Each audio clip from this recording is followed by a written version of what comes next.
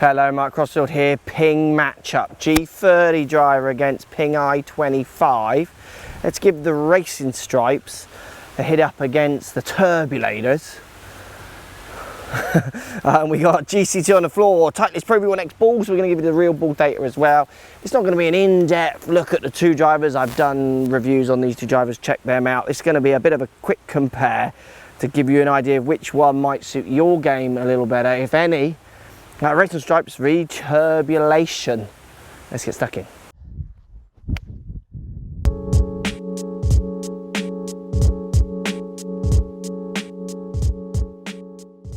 Right guys, quick overview. Ping i25, you get the racing stripes on top. This is arguably the slightly lower spinning model from Ping.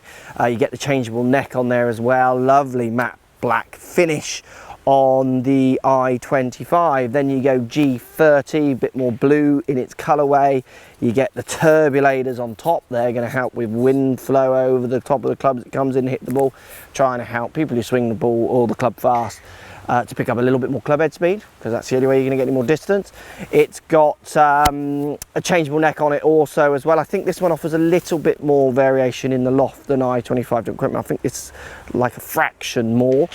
Both of these drivers are featuring high MOIs, maybe G30 with the highest out of all of them. Similar head shapes. Definitely the G30 has been squished down a bit more to give it maybe a bigger footprint as it pulls back at the back of the club more than i25. i25 aimed in theory at your better player who likes the more compact shape, if you like, but still wants 460 heads, where G30 is aimed at maybe with the more game improvement in theory, but then Bubba Watson uses G30 along with others. So this is why we're comparing these two. They, in their marketing, and us who make these videos, kind of say they're aimed at X, Y, and Z, but you're all individuals. You need to go out there and do what Ping instigated better than anyone else, which is get a custom fit and go and test them yourself.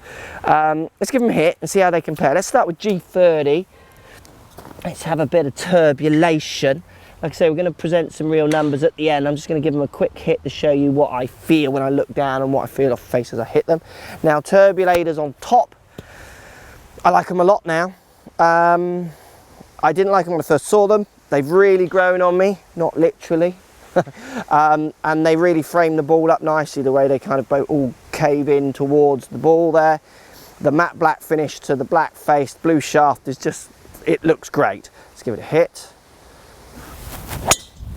It makes a nice big sound off the face. It's definitely going to make lots of golfers feel like they're really giving it a good old whack.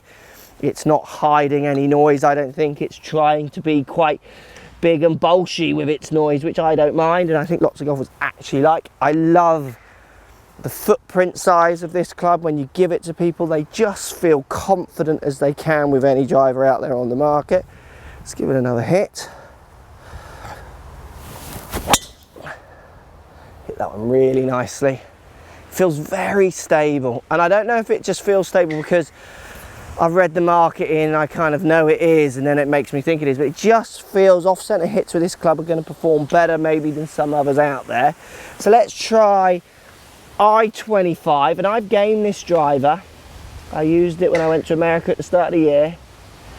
It gives me good numbers as a general rule. I love racing stripes. They really let you kind of aim and point, and you can almost visualise them coming through, which I really like. So turbulators frame, but the racing stripes really do allow you to feel like you're lining up.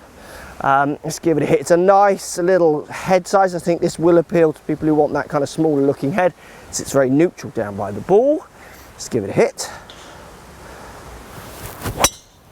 Makes a very similar sound. I think maybe a fraction higher pitched than G30, but not much in it, to be honest. They do play with the acoustics of these clubs. Every company tends to, because it does mean so much into what you're feeling, the sound of the club. Because impact is such a small time, you actually don't feel as much as you all believe you feel. Let's give it another hit. Just, yeah, racing stripes are the big thing for me on this one. They're just so easy to line up. Hit that really good. Wind's just moving it a bit to the right, but hit that nicely. Let's look at the numbers then. I mean, I'll be interested to see how these two perform. I can't believe they're going to be that dissimilar. I think if I had to choose between these two, I would go, I like turbulators. I'm enjoying the freewood in this club. I like the size of the head, and that just extra bit of stability wouldn't do any harm at all, but it would be so close because I do love the racing stripes as well. But let's check these numbers out and see if anything in the numbers would make me choose one over the other. Let's check them out. Right guys, 3 shots of each. I've got the averages here in front of you of the 3 shots, so the orange to the greens. They're totaling exactly the same, 282. G30 is carrying 3 yards further than i25 on this test, launching almost 0.5 of a degree higher. The biggest difference is in the spin, isn't it? The 2.4 average spin on G30 and coming down to the 1.8 average spin in the i25. And I think it kind of shows you. So I mean, really, to be honest with you guys, those clubs are performing the same. So even though they have different spin models, you can see the grouping on them is almost identical. The G30, I reckon I hit slightly better, which is why they're slightly tighter. It doesn't matter how you get from A to B, as long as you get from A to B.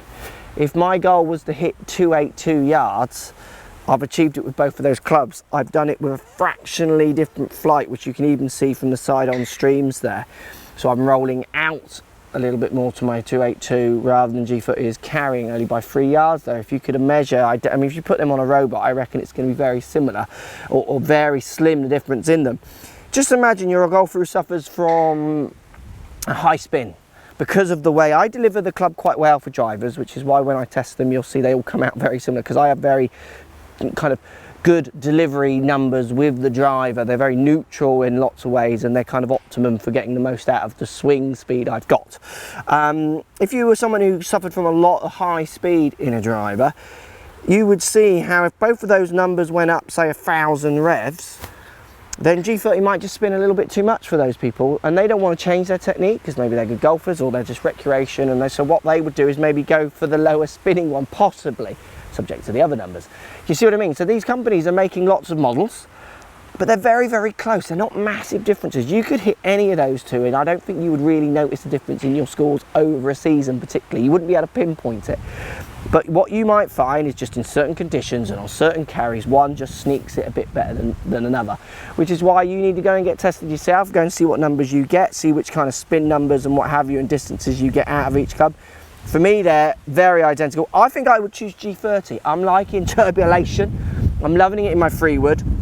I like that slightly higher pitch thing, and I think the main thing from G30 turbulation is just something to try and feed you, all you guys and girls, your kind of distance that you seem to really want to buy into at the minute. So they're kind of feeding you a bit with that. I think it's the stability of that club which will help so many golfers. Why would you not use the most stable driver that is on the market for you if you don't hit that middle of the club that often, which for most amateur golfers is the case. Thanks for watching, guys. Interesting one. Post comments down below. Love to hear. They're very close drivers. I'm sure lots of you expecting that. Some of you might have thought there should have been much bigger differences in there. Slightly different flight models, but very different or very similar end result. So at the end of the result is all that actually matters. Post comments. Speak to you soon. So if you like what's going on here, don't be afraid to subscribe to the channel. Also thumbs up the video, post comments. Love to hear what you guys got to say. Let's keep it social. The more we talk, the more we share, the easier this game will get for everybody. So if you want to find me on Facebook here, you can find me on Facebook. If you want to tweet me, find me on Twitter here as well. Just follow the links, all in the description. Come and join the show. Get active, get involved, get playing some better golf. Thanks for watching.